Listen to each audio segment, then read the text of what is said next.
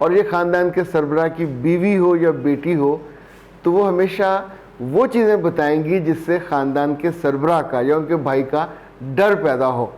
साढ़े अब्बा जी ने बड़ा गुस्सा आता जे, साढ़े अब्बा जी बड़े लड़ाके ने, साढ़े अब्बा जी, अच्छा उसमें कभी उनकी सखावत का, कभी उनकी नरमी का, कभी उनकी मोहब्बत का जिक्र नहीं होगा। हर घर की भी एक हायरार्की होती है। जो घर की वालदा होगी वो सबसे तगड़ी होगी, उसके बाद जो बड़ी जिठानी होगी वो उसके बाद तगड़ी होगी, उसकी बात में वज़न, दम और उसको बात मनवाने का तरीका भी आता होगा।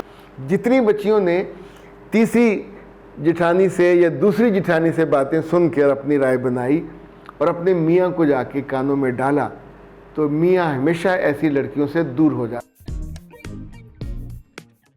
बिस्मिल्लाहिर्रहमानिर्रहीम। खातिन हज़रात, मैं हूँ अख्तर अब्बास और आप सबको अस्सलाम वालेकुम। शुक्रिया। सुनना आपको कैसा लगता है, और अगर किसी की ज़िंदगी में उससे ज़रा खूबसूरती आई हो, बेहतरी आई हो, तो कैसा लगता है। गुज़श्ता दिनों फ़्रांस से एक फ़ोन आया और उस बच्ची ने कहा कि मैं एक जॉइंट फैमिली में हूँ और मैंने सिर्फ शुक्रिया के लिए फ़ोन किया। और शुक्रिया इस बात का कि उन्होंने 3 साल पहले काउंसलिंग ली थी और उन्हें डर था कि उनके जो जेठ और जिठानियाँ हैं उनको उसमें बसने नहीं देंगी। अच्छा, ये तसव्वुर कहाँ से आता है कि कौन बसने देगा, कौन बसने नहीं देगा। आम तौर पे अगर किसी ने जॉब की हो किसी अच्छे अदारे में या किसी बुरे अदारे में, तो उसको ज़िंदगी बहुत अच्छी समझ आती।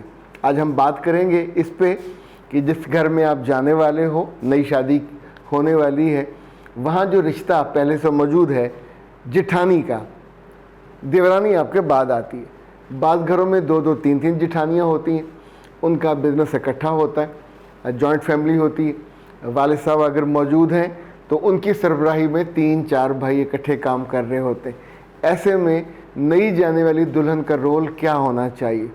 इसी तौर पे एक चीज़ और जो मैंने बहुत मज़े की महसूस की है कि अगर किसी से उसके ख़ानदान के बारे में पूछना हो और ये ख़ानदान के सरबराह की बीवी हो या बेटी हो, तो वो हमेशा वो चीज़ें बताएंगी जिससे ख़ानदान के सरबराह का या उनके भाई का डर पैदा हो।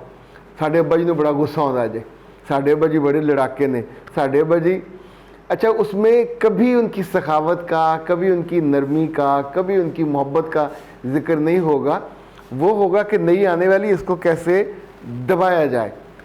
इसके बिल्कुल बरक्स अगर जेठानी से पूछा जाए कि ये ख़ानदान कैसा है, तो जो सबसे बड़ी है, ज़ाहिर है वो 15 साल 20 साल उसने गुजारे होते हैं, तो उसका बताने का अंदाज़ बिल्कुल और होगा।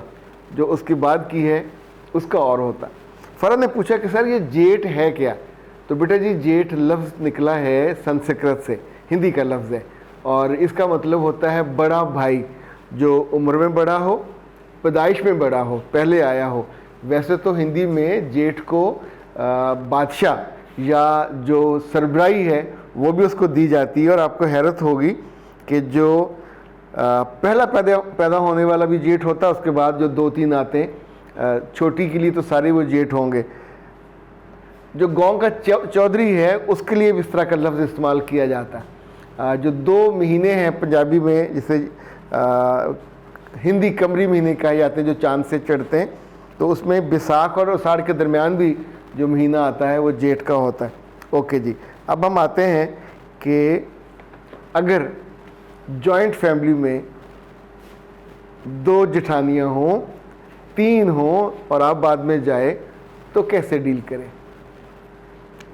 जब आप किसी अच्छे अदारे में ज्वाइन करते हो तो उसकी एक हायरार्की होती है, जिसे हायर मैनेजमेंट कहते हैं, मिडिल मैनेजमेंट कहते हैं, लोअर मैनेजमेंट कहते हैं। हर घर की भी एक हायरार्की होती है।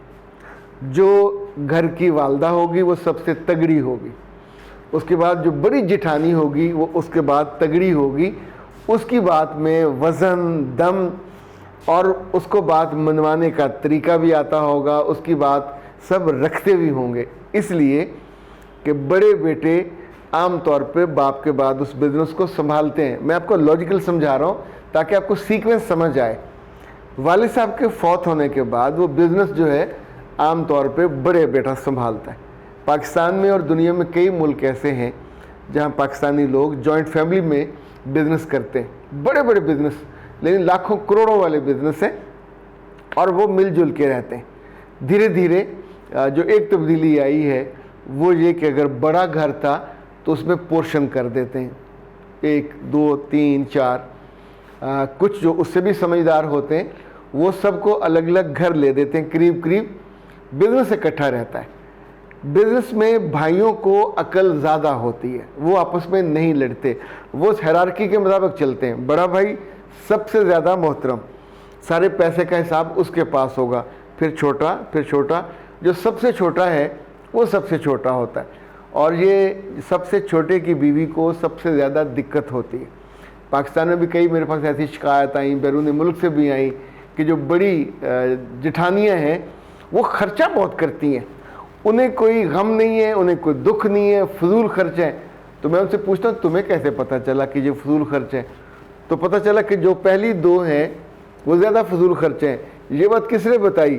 तीसरी ने, चूँकि वो जूनियर थी, 5-6 साल जूनियर थी, उसने ये बात चौथी को बताई। और चौथी अगर साहिब अकल ना हो, समझदार ना हो, तो इन बातों को सुनने के बाद वो इन दोनों के बारे में राय ख़राब कर लेगी।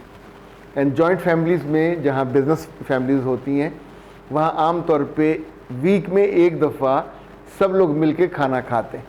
जहाँ जेठानियाँ होती हैं, जेठ होते हैं, उनके बच्चे होते हैं, और उनके बच्चे 4-4 5-5 होंगे, आपके बच्चे ज़रा जूनियर हो।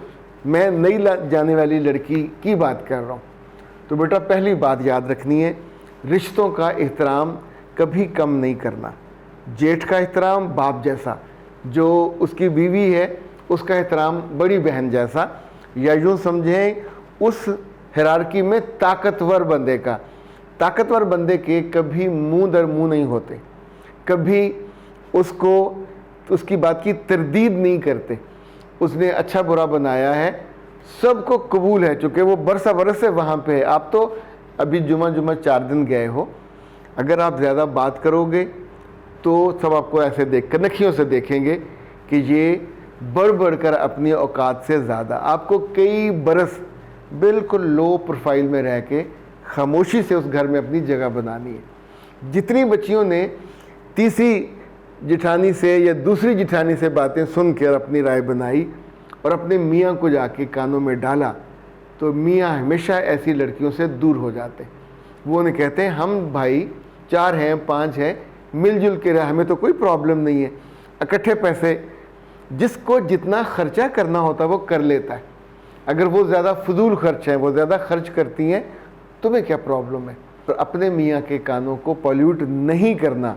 वो उस बड़े स्ट्रक्चर का मजबूत मगर कमज़ोर सबसे छोटा हिस्सा है, तो आप उसको ख़राब करोगे तो आपका रिश्ता भी ख़राब होगा, भाई का दिल भी ख़राब होगा, और जाके कह देगा कि क्या मुसीबत मुझे दी है, मेरे ही ख़ानदान, ये मेरे ही बहन भाइयों के ख़िलाफ़ मुझे करती है। तो अच्छी लड़कियों जिनकी शादियां अभी हो रही हैं, अपनी बहनों से या माओं से सुनकर कभी जाते ही जिठानियों से महाज नहीं शुरू कर देते, ना इनसे लड़ना शुरू कर देते। इन रिश्तों को एहतराम से, मोहब्बत से, प्यार से अगर हैंडल किया जाए, इज़्ज़त किसको बुरी लगती है, इम्पोर्टेंस किसको बुरी लगती है? आप उनको इम्पोर्टेंस दे, मान लें कि वो बड़ी हैं। जब मान लेंगे तो आपका दर्जा अपने आप एक जगह स्टेबल हो जाएगा, उनके लेवल पे नहीं जा सकेगा। क्योंकि आप छोटे हो, छोटे ही रहना है, जब तक आने वाला वक्त आएगा, आपके बच्चे बड़े बड़े हो जाएंगे, खुद आपका घर और अलग हो जाएगा, तब जाके आपकी पोजीशन अलग होगी, उससे पहले नहीं होगी। अख्तर अब्बास को दीजिए इजाज़त। अस्सलाम वालेकुम।